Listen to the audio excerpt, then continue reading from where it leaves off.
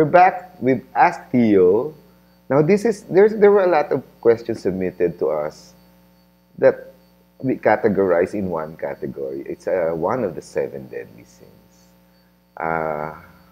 Paano daw labanan ang lust or sexual urge? Especially those hindi pa, I don't know the politically correct term, license to have sex. Okay. Galing. Very, very relevant. Tsaka, laganap din ngayon yung tukso. Because of the... Because it's one of the temptations that's so easy to give into. Especially since it's a basic human urge. Parang nasa bottom of Maslow needs yan, biological din siya. In a way. Alam nyo, di ba, na merong even panahon ng theology na sa tingin na ang first sin ni Adam and Eve, lust. Which is not. Of course, hindi yun. Kasi it's disobedience. No? Pero, hindi naman ngayon lang yan lust na yan. Kasi even Jesus, di ba? Sinabi ni Jesus, sabi niya, if a person looks at another person, or woman, or man, with lust in his heart. So talagang matagal na to. Ang kasalanan ng lust is actually, I think, kasalanan to ng poder, power. It's more of power. Gusto mong kunin para sa iyong sariling kapakanan o kasarapan o pleasure. And in a way, it is something na pinag-uusapang attractive, no? Kasi siguro pag hindi masyadong attractive, hindi naman nagkakaroon ka ng ganong thoughts. Ngayon, siguro mga kapatid, mahalaga sa akin na bigyan natin ng konting differentiation. Ang sexual urge, hindi pa lust. Parang meron kang urge kumain, hunger. Parang appetite.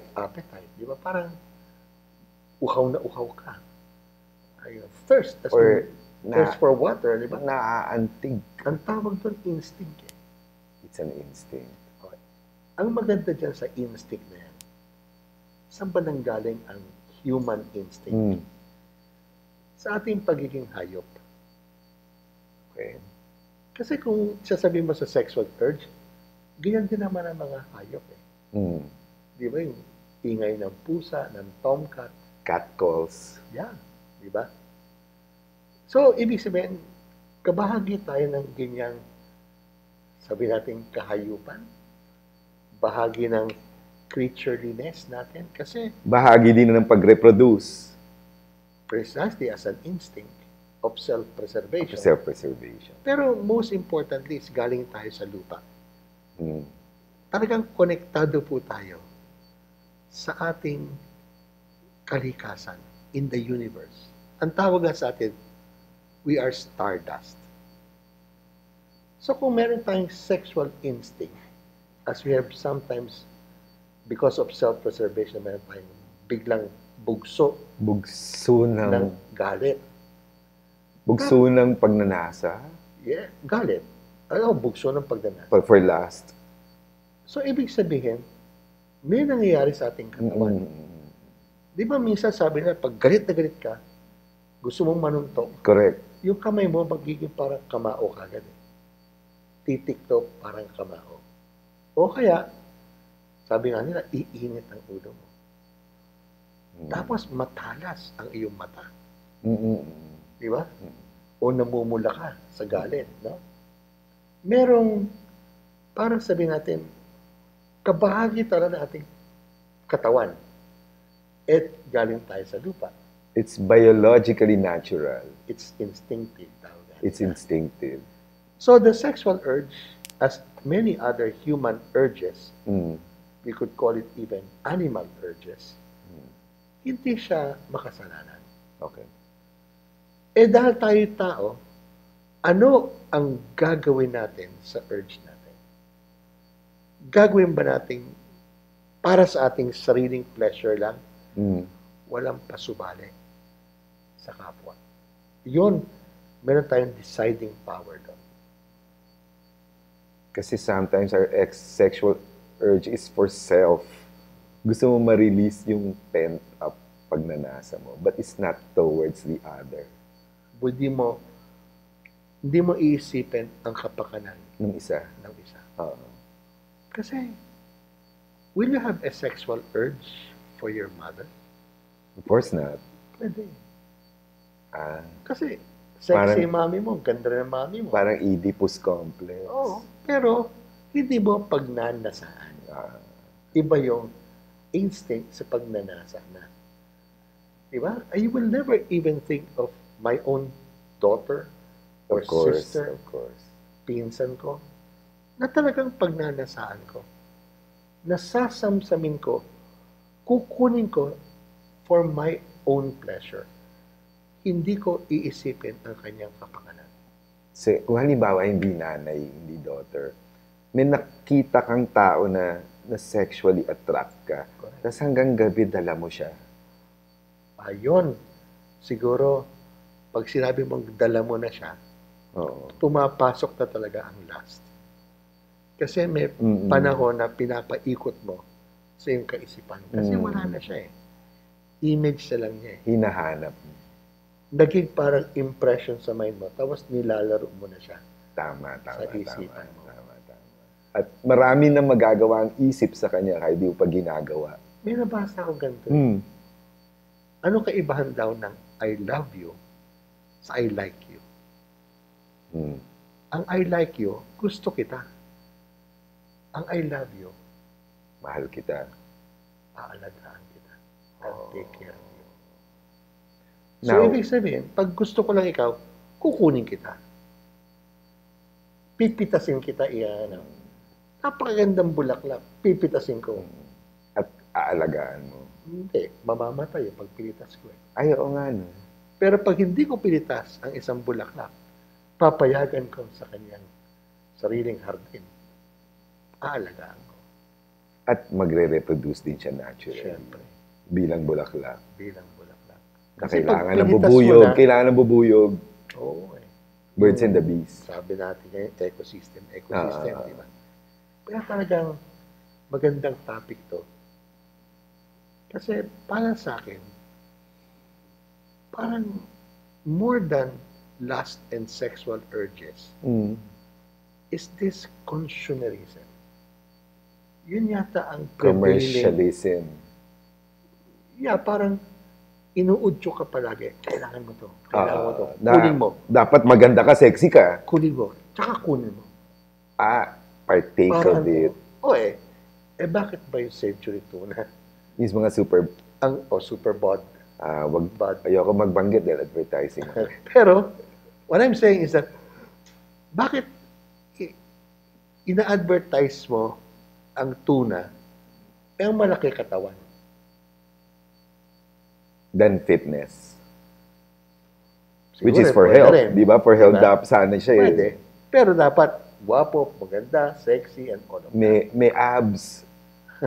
Tama. Wala tayo nun. Wala tayo. So, anyway, isipin po natin ang mas malaking sinasakop ng lust.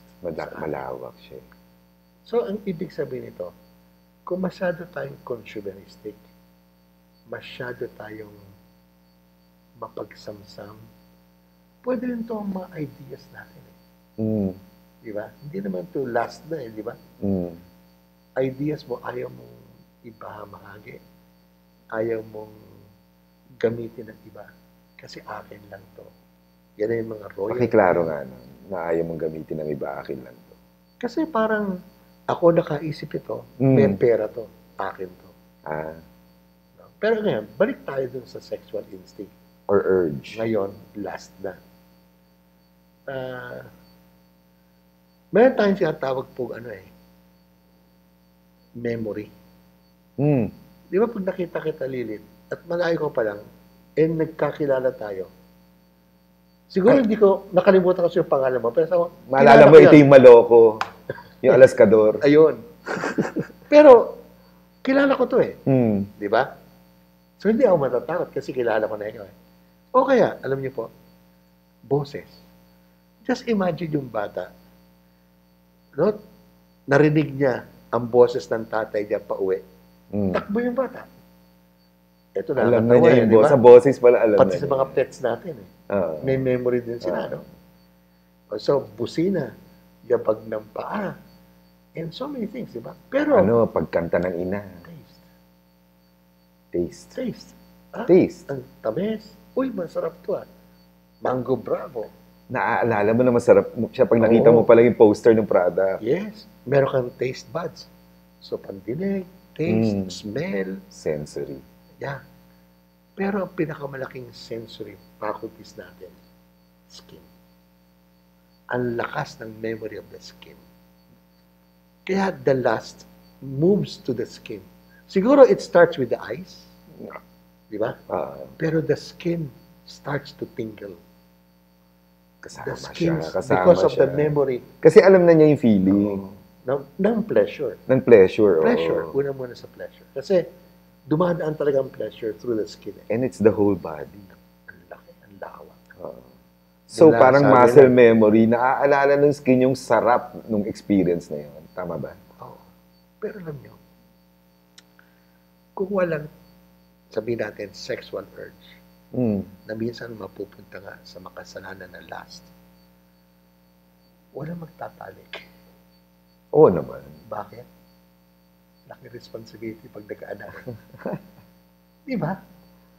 Kung ibibigay lang sa akin ditong pagtatalik na to ay responsibilidad, huwag na lang.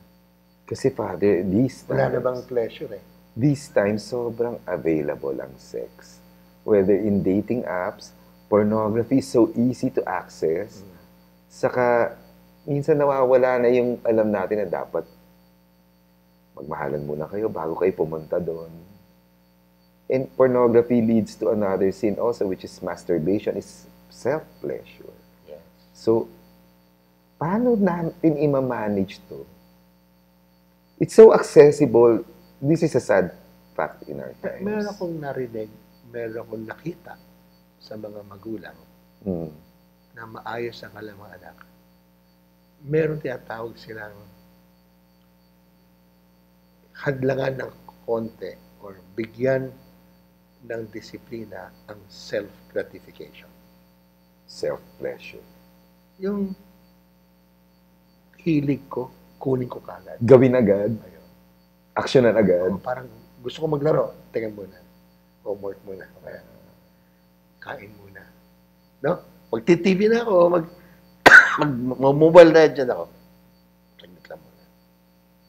So, yun Is there a prayer when you're tempted with lust? Since it is a skin, more than a prayer, sabi sang iba, okay, take up a rosary. Parang grasp with your senses of the skin. Of holding the rosary. Holding a rosary. Ganda. Sabihin natin, a crucifix. Di ba? Something that you know will give you not only a sense of power, but a sense of the divine. Kasi galing naman sa Diyos Lahat ng tao, lahat ng bagay. Even, in fact, attractive. It's good It's not bad. Oh, it's good. It's good. And sex is not bad per se. No, of course. Kaya nga, hindi na pinag-uusapan doon na ang tao na ang unang pagkakasala is sexual lust ni Adam and Eve. It's Nung more time na nagtalik sila. It's more of disobedience to God. And so even here, sexual urges have nothing yet to do something with morality, ethics, pero it has something to do with lust has something to do with a choice for God. Not a selfish God, not a powerful God who uses his power for self, but uses even the sexual relationship for service, life. For creating life. Yes. Kasi but also unity. Expressing the love between husband and wife. Which is malalim siyang tatalakayin sa theology of the body. Yan ang which is one of the subjects of Don Bosco School of Theology. Kaya maganda yung may basihan ka to understand sex and attraction and life pag nag-aral siya ng theology as a layman sa Don Bosco School of Theology. Ang galing nga eh. Pati ang Santo Papa talks about erotic love, eros, na bahagi ng ating pagiging tao. And it's part of this culture of life. As well as, sabi nga nila, philia, the love for friendship. And of course, agape. So, talagang deep love. So, it's all about life and pro-life and the gift of life. And the gift of love. And a person's willingness to serve life. Ayun, ganda na. So, sana mag-theology of the body kayo. Makukuha niyo po yan pag nag-masters kayo sa School of Theology ng Don Bosco. May Saturdays po para sa mga nagtatrabaho. So, keep on asking Theo. Malawak po yung topic na yan. Siguro magkaka-sequel kami. Marami siyang aspects na specific. Marami. Yan. Pati, sasanga-sanga po. Pati culture of life, contraception, abortion is part of that subject. So, keep on asking us and we'll be back. Thank you, everybody, and thank you, Lily.